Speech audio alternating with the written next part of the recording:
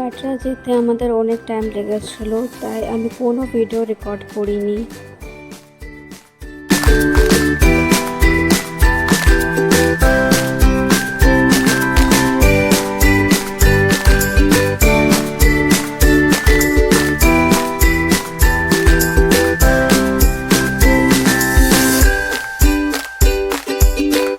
এখানে একটু ব্রেক নেওয়ার জন্য দাঁড়িয়েছিলাম একটা হোটেলে। কাটরা পৌঁছে আমরা জানতে পারি যে সেখানে নাকি নবরাত্রি ফেস্টিভ্যাল চলছিল। তারপর আমরা যাত্রা পার্চিটা নিলাম, যেটা আইডেন্টি কার্ড হয়। সেটা না হলে বৈষ্ণোদেবী যাত্রা আমাদেরকে করতে দিত না, সো ওটা ইম্পর্টেন্ট। হোটেলে পৌঁছে আমরা ফ্রেশ হলাম, দিয়ে তারপর লাঞ্চ করে আবার রেস্ট করে রাত্রে 7টার সময় আমরা বেরিয়ে পড়লাম যাত্রার জন্য। বিকেল থেকে অনেক বৃষ্টি স্টার্ট হয়ে গেছিলো, তো ওটাই ভাবছিলাম যে কি আমরা যেতে পারবো কি না, আমরা হাঁটতে পারবো কি না। বৃষ্টি তো আর থামছিল না, কিন্তু যেতে তো হতোই। তো আমরা বৃষ্টিতেই হাঁটা স্টার্ট করলাম 7টার থেকে। প্রচণ্ড বৃষ্টি পড়ছিল, পুরো উপর থেকে নিচে জলগুলো গড়িয়ে আসছিল। খুব বৃষ্টির সময় আমি ফোনটা বার করিনি, তো আমি ক্লিপটা নিতে পারিনি। বৈষ্ণোদেবী যাত্রা স্টার্ট করার আগেই আমরা কিনে নিয়েছিলাম রেনকোট, আর রেনকোট পরে ঠিক এরকম লাগছিল আমাদেরকে। বৃষ্টিটা প্রায় রাত 11টা-12টা অবধি চলেছিল। তারপর রাস্তা আস্তে আস্তে শুকিয়ে যাচ্ছিল। ভাগ্যিস আমি চটি পরে গেছিলাম আর ভালো জুতোটা ব্যাগে রেখেছিলাম, না হলে জুতোটা ভিজে যেত। আর বাকিরা জুতো পরেই গেছিলো আর পরে দোকানে কিনে নিয়েছিল ওরা চটি। 2013 সালেও আমরা মা বাবা আমি গেছিলাম বৈষ্ণোদেবী। তখন এত কিছু ডেভেলপ ছিল না, আর এখন অনেক কিছু ডেভেলপমেন্ট হয়ে গেছে।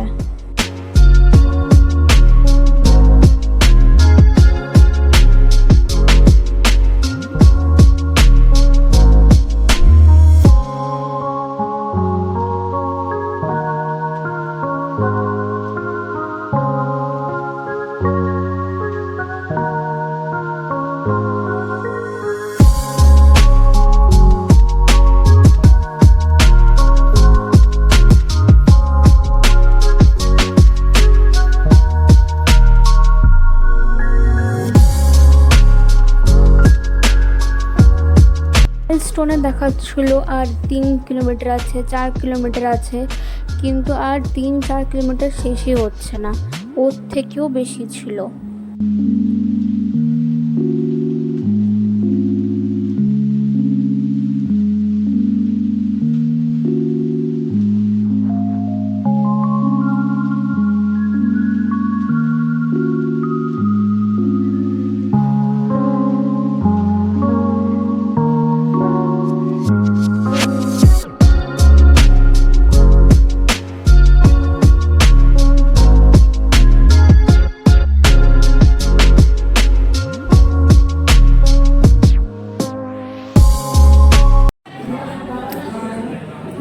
বৈষ্ণোদেবীতে এসে এখন হোটেলে বসে চা খাচ্ছি।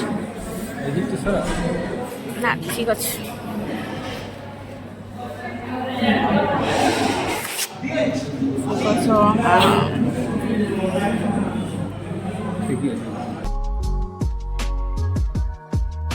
রাস্তায় রাস্তায় ঠাকুরের গানও বাজছিল, যেটা শুনে ভিতর থেকে আরও এনার্জিটা উঠে যায়।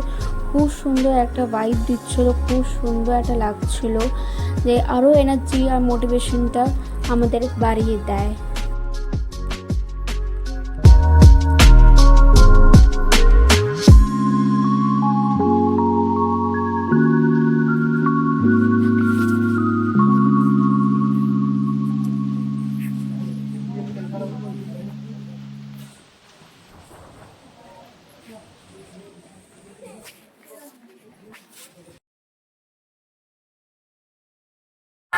এখানে ছোট্ট একটা বাচ্চা জয় মাতা দি জয় মাতা দি করছে, খুব সুন্দর লাগছিল।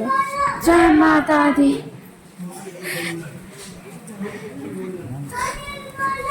হ্যাঁ মাতা দি, জয় মাতা দি,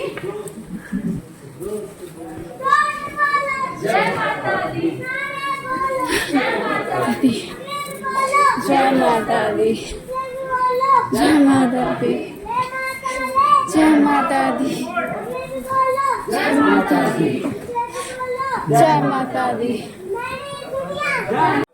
ফাইনালি 7-8 ঘন্টার জার্নি করার পর ভ্রমণে পৌঁছে গেছিলাম। ওখানে লকার রুম ছিল, তো লকার রুমে আমরা সব কিছু রাখলাম, যেমন ফোন আর জুতো, টাকা বাদ দিয়ে।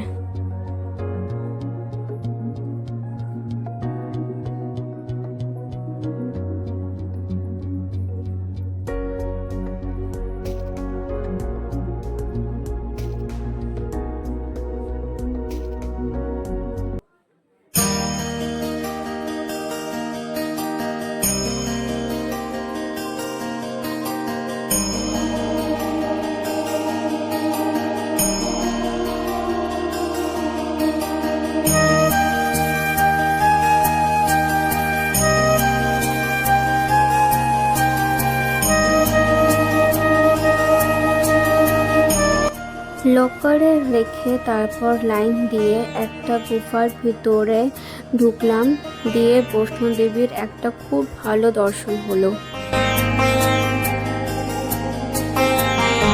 দর্শন করার পর আবার এই লকারে আমরা ফিরে আসি আর নিজের জিনিসপত্র নিয়ে আবার নিচে যাই।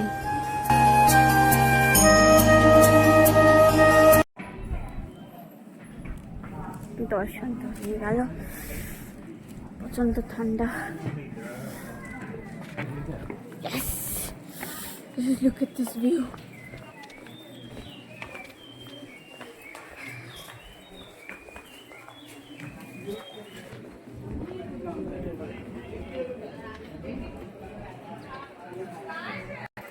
অর্ধকুমারী যেতে পারলাম না, কারণ টাইম ছিল না, তাই যাওয়া হলো না। তখন আমি খুব ইমোশনালও হয়ে গেছিলাম।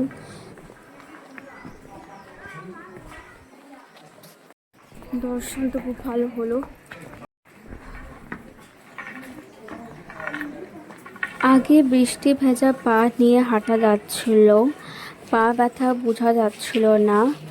আর বৈষ্ণোদেবী দর্শন করার পর খুব পা ব্যথা, হাঁটা যাচ্ছিল না।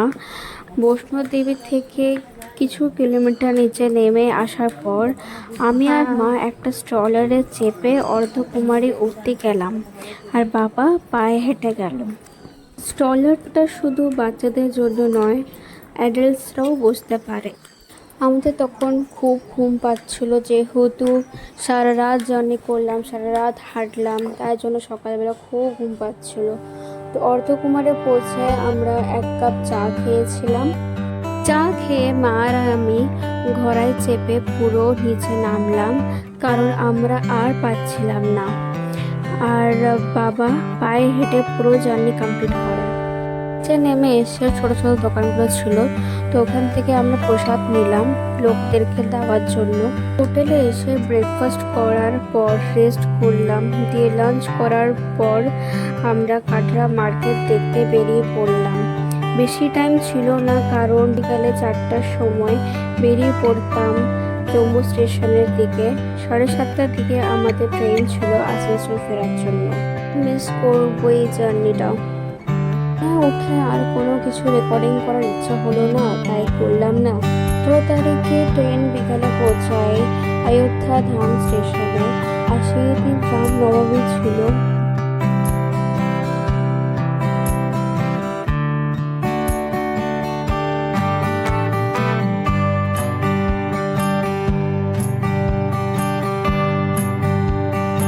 তো আমাদের এরকম ট্রিপ ছিল, অমৃতসর জম্মু কাশ্মীর ট্রিপ ছিল।